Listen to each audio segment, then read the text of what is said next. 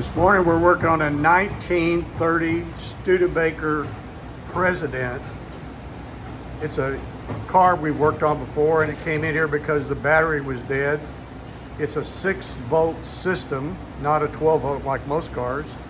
And after we replaced the battery, and by the way, we put a battery tender on that, so if you want one of those, go to my website and you can buy one.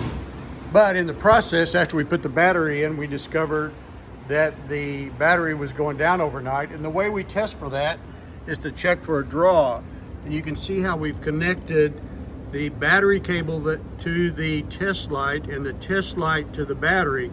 And you can see the glow. This is a 6-volt battery, so you can barely see it, but there's a glow there showing that there's current flowing out of the battery and draining it overnight. Turns out that the culprit was the windshield wiper motor, and you can see we've disconnected it right there. So when you're running that down, you look for components that cause that light to go away, and once you disconnect it, look here, the light's gone out. That tells you the battery's not being drained. You can buy a test light also online off of my website. Go to wilsonauto.com. I'm Barry Wilson at Wilson Auto Repair.